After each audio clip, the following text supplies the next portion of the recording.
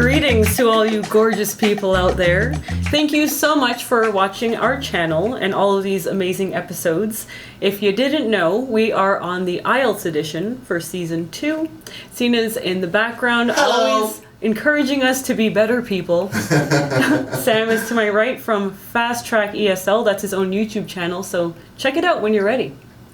Hello viewers, we're here with another IELTS mock interview. Yes, I like that. Sarah, hi. You ready for this one? Super. All right. Action time! Action time. Let's do this. All right, so in this first part, I want to ask you a few questions about yourself. Now, how often do you interact with your neighbors?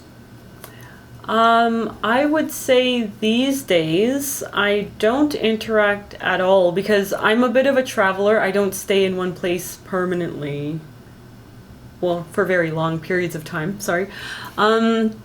So I don't usually get to know my neighbors on a personal level, though I would like to sometimes smile and say hello. Okay, that's neighborly. Now, do you and your neighbors socialize often? Well, no, for the reasons stated before. We don't socialize. It's not like I invite them over to my apartment or anything, but I will, like, nod, say hello, smile, and if we're by the elevator, maybe we could engage in some quick conversation. Nice. Would you consider yourself to be a friendly neighbor? Well, I would say I'm a friendly person in general, so why not a friendly neighbor? If somebody needed something, I would try my best to provide that. Okay. And have you ever received help from one of your neighbors? I can't say that I have. Yeah, I can't say that I have, but maybe my family has received some help and I didn't know. But not me, personally.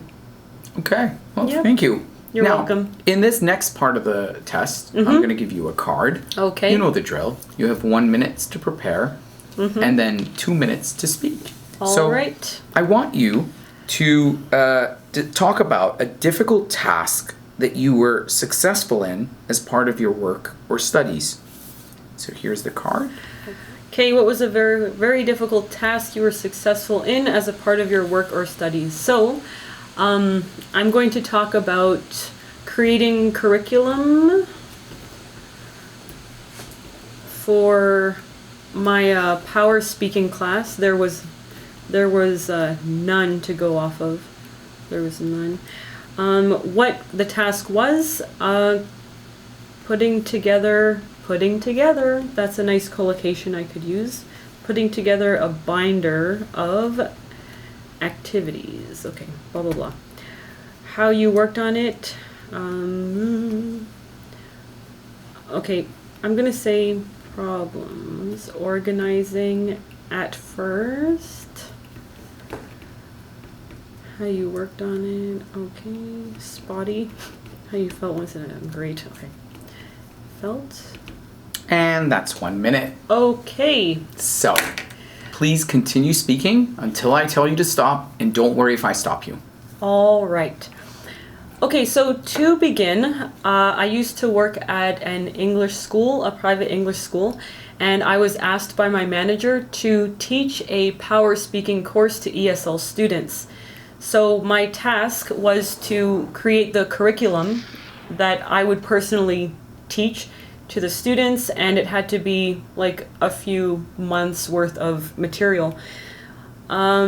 It was difficult at first because I had to organize everything by myself. I had to be aware of what was interesting and engaging to the students because, in all fairness, as a teacher, I could just do what I liked or what I thought was popular, but that doesn't really mean the students actually learn and have fun learning. So, teaching tip out there, okay. How I worked on, I would say my process of creating this curriculum was to create a kind of tracking log, and I would set deadlines for myself until the goal was met. So it was a little hard sometimes because I couldn't really pinpoint when certain activities of my research would be completed. Maybe there was more, maybe there were less things to do. So that was one of the main difficulties for me. that's also how I worked on it, right? I would set a new goal after a task was completed. I would compare it to the tracking log that I was using to make sure I was meeting those deadlines. Once the actual binder of material was completed, I felt very accomplished. I felt a sense of joy, not relief. I was going to say relief, but joy that I created something very worthwhile, valuable, and high quality for the students I was going to teach. Okay. You have a few seconds to spare, but that's all right. Okay, sorry about that. Now, in this third part, I want to ask you a few more general questions.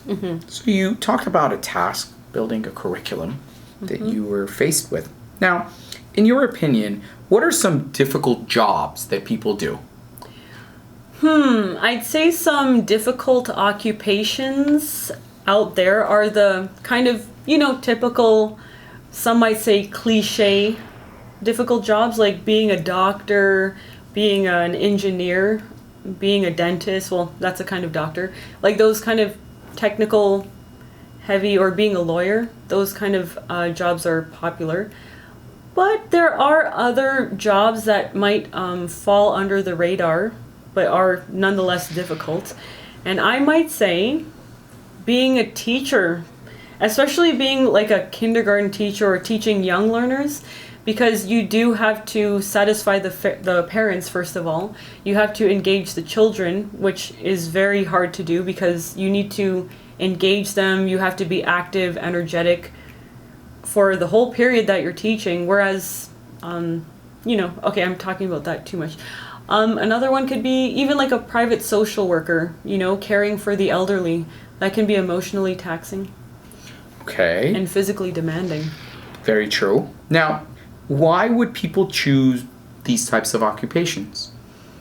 I think one important factor could be that they care. Like it's an industry that they have a personal connection to. It could be humanitarian. They want to generally help people be better, happier people. Of course, there's financial compensation, which is a little too important in this day and age, if you ask me. And you did ask me. Okay. Now, would you say all jobs can be difficult at times? Yes, all jobs can be difficult for the onboarding process because every job you have to learn the ropes, as you guys say in English, learn the ropes, and you have to get to know the people that you're working with. That can also be difficult. And the actual job, if it's new information, you have to learn it. So I would say yes. Okay. And do you think people will have to continue to work hard in the future to be successful? I think the answer is yes. Maybe not physical difficulties, but for every job, if you want to be successful in that job, you do have to put in some kind of effort, whether it's physical or mental. Okay, well, thank you very much. This You're is the welcome. end of the IELTS speaking test. Wow, And thanks. scene. Okay. Clap, clap, clap. Yay. Very well nice, done, very Sarah. nice. As always, model answers all the way. Okay, if I forget, I just want to say two important things for part 2 and part 3, but I'll let you go first. But when Sure. we get to that point, I will share a few tips. Oh, please do. Okay, Make sure you don't forget. here are my comments. Yes. Now, one of the things that often happens, and it takes students by surprise, is when an examiner asks a question, a follow-up question in part 1, where you've already mentioned the answer to that question. And you're like, okay, I just said that. Why are you asking me this question again? What you folks have to know is that the examiner has a set of questions in front of them, which they read off of. Yes. So they haven't expected what you would say. So Yeah. if this does happen to you, which did happen to Sarah right Yes. now, just go ahead and repeat what you said Right. in the previous And she also answer. said, as I mentioned before. Before, Yeah. that's right. Yeah. So it's good to signal that you've already mentioned it, Yeah. but Right. do repeat what you said. Great tip, Sam. Yep. All right. Now, your answers were a little on the shorter side Oh. in part 1.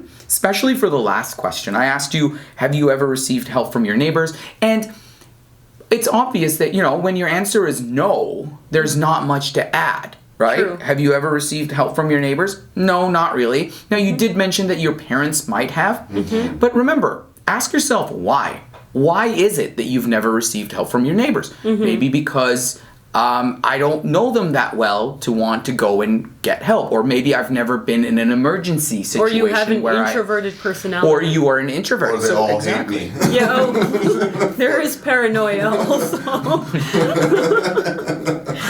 I think as a native speaker, I felt like it was getting a little repetitive. So Right. I naturally kind of made my answers shorter. I But understand. as a test taker, know what they're asking for and deliver Exactly. that. So even if your answer to a question is no, go ahead and say why it's no. So Yeah. that would always be the smart way to approach it. Okay, part 2. Now, did you run out of ideas when you were like halfway through? Were you like, okay, looking at your notes and like, okay, I have to wing it? Is that something that happened to you? Actually, no. I felt Okay, so here's the thing. I actually didn't know how much time I had left. So Right. I was cutting my answers off pretty short, which actually affected my part 3. So that's one of the things I wanted to mention, that I had more time to speak, but I thought the time was ending. So when the examiner says, okay, I will stop you, don't worry about it. Yes. So I was actually aware of the time, which is, that made me answer unnaturally, but really talk and talk and talk until the examiner Yes. says to stop. Yes. Perfect. Okay, so Yes. that's a real life example. We didn't rehearse these things. I didn't know the topic until this episode. So having that spare time, it definitely will dock the points. Very Yes. true. Very good piece of advice. Now, but what would you do if you ever ran out of things to say and you know that you don't obviously you don't see the timer, so you don't know how much time you have left, but Yeah. you know that the examiner hasn't stopped you yet. Yep. So what would you do? That's So- a tricky situation. In a previous episode, I think Sam gave some really good advice that when you're preparing your answer and jotting down notes, try to write down questions that you can ask yourself. Extra questions. And have them handy, so when you see the examiners like nodding and expecting you to talk more, just look down, see that question, answer that question. Yeah. As a native speaker and as I would say a power speaker, I could definitely take the topic in different directions. It's not hard for me, but I thought I was out of time, so that's on me. Right. So one piece of advice that I have for you is have WH questions ready. When, where, why, what, who. These can always come in handy. If you feel that you're running out of things to say, just keep asking yourself, like, where was this? When was this? How did it happen? And then you can add to it. Okay. Moving on to Yep. part 3. Now, I loved how at one point you noticed you were steering off topic. Yes. And you fixed it. You said, okay, Right. now that's going off topic. I got to get back. And Yeah. that was very mindful. That showed that you were mindful of what you were saying and you weren't just rambling. All right? Yep.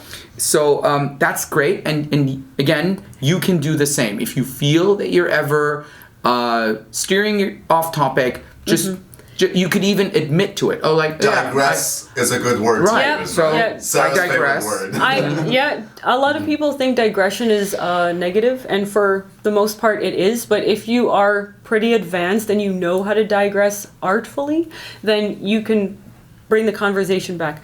Quickly, because we have to wrap up, one thing I wanted to say was, because I had spare time in part 2, I may have overcompensated for part 3. I felt I was answering a little too long. I see. So always be mindful of that, right? If you didn't make the time for part 2, like you had more time to talk, don't overcompensate in 3.